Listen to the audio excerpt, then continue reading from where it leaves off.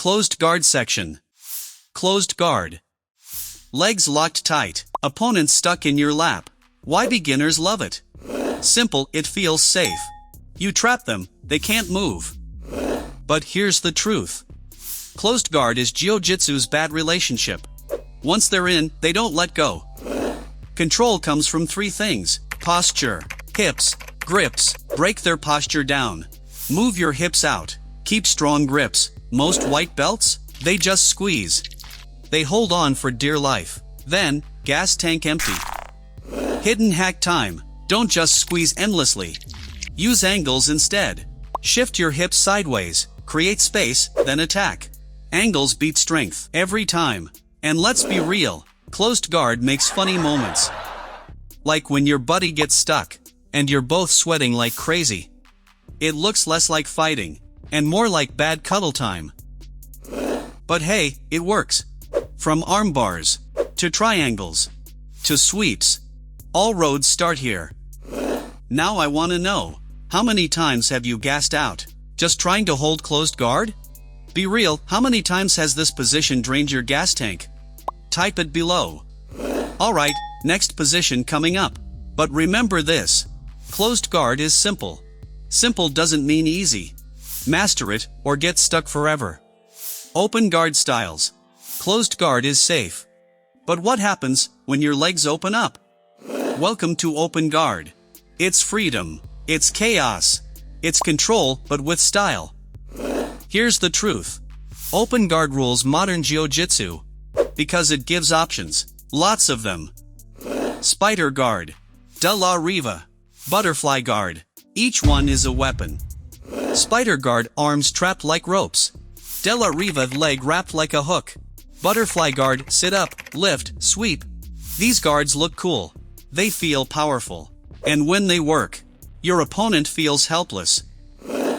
But here's the secret. Always control at least one limb. Arm, or leg. If you let both go, they pass like butter. Pro trick. Don't fight for everything. Control one limb. Break balance. Attack. And yeah, open guard gets funny. Spider guard looks fancy. But really, it's like tying yourself into a human knot. You look cool for Instagram, until you get stacked on your head. Still, open guard is the future. Almost every sweep, every attack, every fancy highlight, starts here. Now be honest. Which guard do you hate passing the most? Spider? Butterfly? De la Riva? Tell me in the comments. Closed guard is safety. Open guard is chaos. But what if you're caught between the two? That's where half guard lives, the messy middle ground where survival meets opportunity. Half guard section. Open guard is wild. But what if you can't keep it? What if they almost pass? Welcome to half guard. The in-between world. Not full control. Not fully crushed. Just half. Half guard is tricky. It's defense and offense. At the same time. From here, you can sweep. You can trap. You can stall. Or, you can get smashed. Here's the key. The underhook.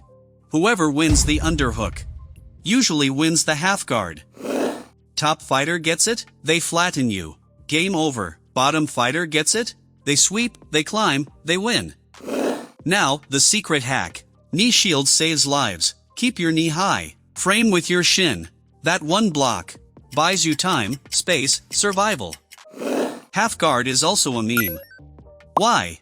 Because it feels like, I messed up. But not completely. You're stuck, but you're still fighting. In the gym, everyone has been there. Sometimes by choice. Sometimes by accident. And sometimes, because you just wanted a break. Half guard is also sneaky. World champs build whole games here. Sweeps to mount, sweeps to back, submissions right after. But for beginners, half guard feels like quicksand. Slow, heavy, painful. Until you learn the tricks. So I wanna know, do you play half guard on purpose? Or do you just end up here by accident? Comment below. Alright, half guard is the almost. Next, we go to the throne. The king of all positions. Mount. Mount. Half guard was the almost. Mount is the throne. The king of control. When you land in mount, you're on top of the world. Your opponent? Flat. Stuck. Helpless. Why is mount so strong? Gravity is your weapon.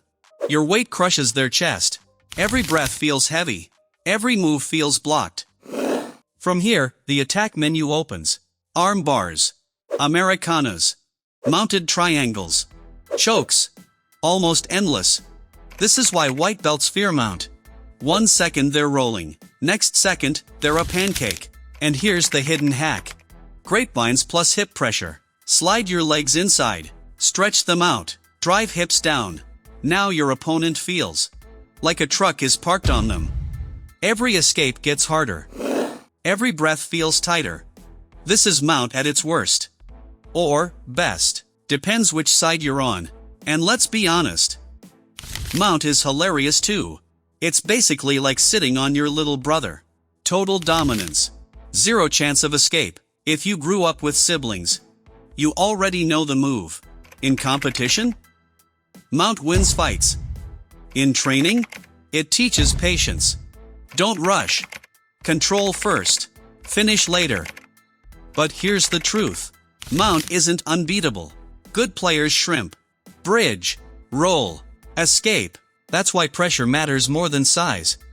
Still, when you master mount, you feel untouchable.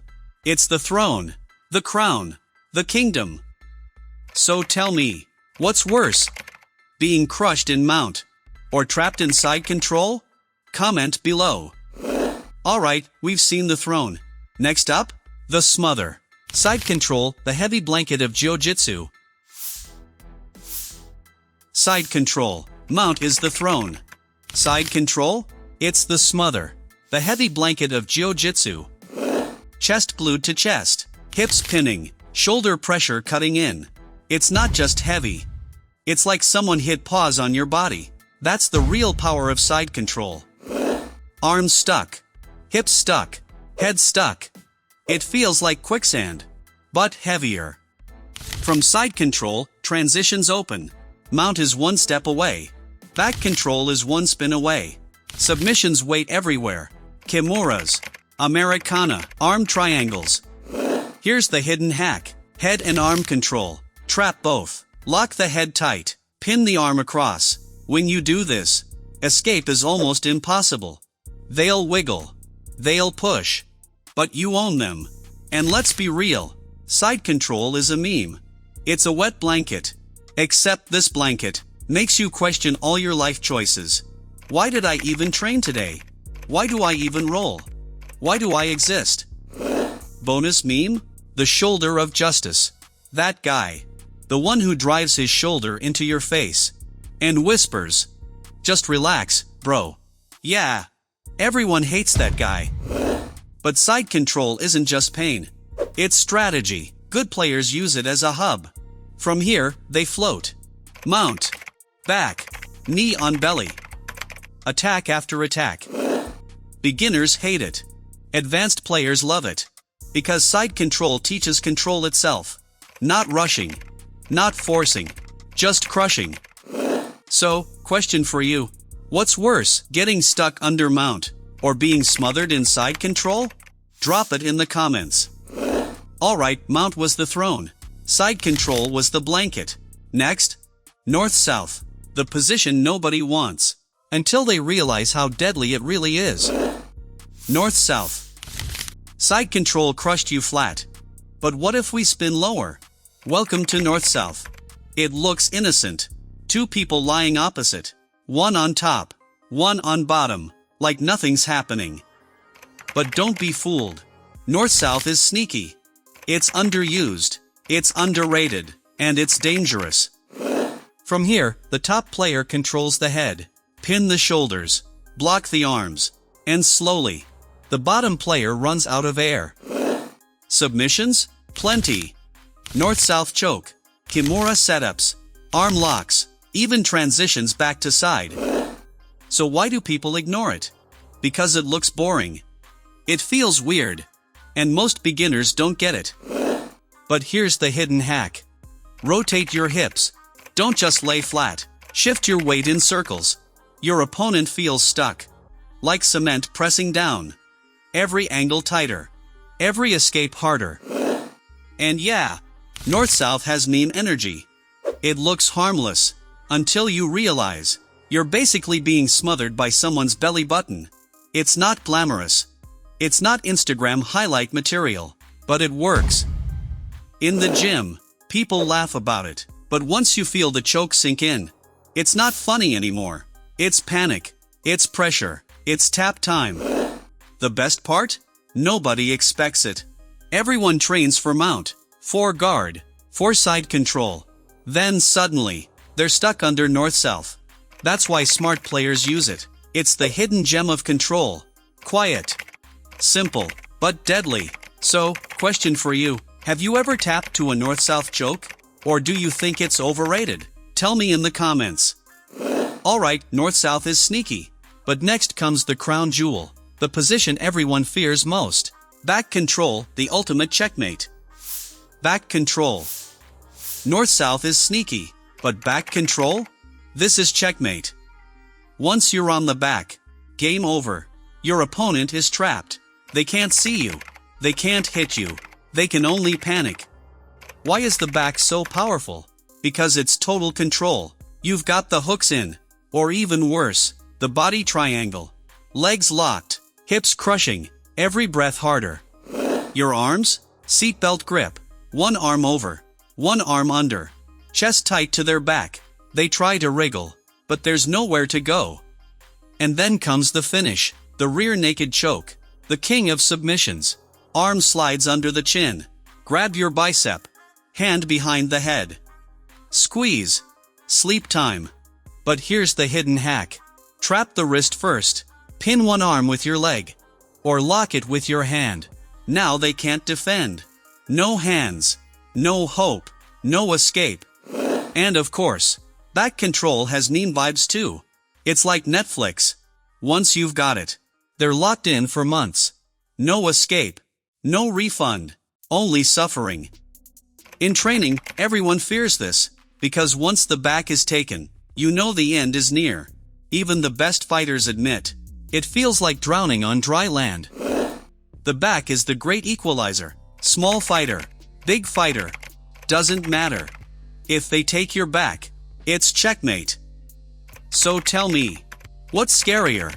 A tight rear naked choke, or shoulder pressure from side control? Drop your answer in the comments. Alright, the back is the crown. But what if you curl up instead? What if you shell up like a rock? Next position, the turtle. Turtle. The back is the crown. But what if you don't give it up? What if you curl tight? And hide? That's the turtle. Defensive. Stubborn. A shell position. At first glance, it looks safe. Head down. Arms tucked. Knees under. Like a rock no one can crack. But here's the truth. Turtle is not safe forever. It's defensive. But it's also exploitable. From the top, opponents attack fast. They roll you over. They hook your legs. They spin for the back. Or they just crush you flat. Still, turtle has a place. Smart grapplers use it as a wall. They stall. They breathe. They plan their escape. Here's the hidden hack. Don't freeze. Never stay turtle too long. Instead, roll. Move. Create scrambles. A rolling turtle can surprise anyone. A frozen turtle? That's lunch. And let's be real. Turtle is meme material. It's basically pretending you're a rock. Meanwhile, your opponent is the kid trying to pry it open. Push. Pull. Smash. Until, crack. In the gym, everyone has done it. Sometimes on purpose. Sometimes by accident. And sometimes, because you're just tired. Be honest, you've turtled just to stall. Catch your breath, and pray the round ends. High-level grapplers? They turn turtle into traps. Rolling sweeps. Leg attacks. Surprise back takes. It's sneaky. It's clever. It works. So I'll ask you. Confession time, have you ever gone turtle just to survive the round? Don't lie, I know some of you have.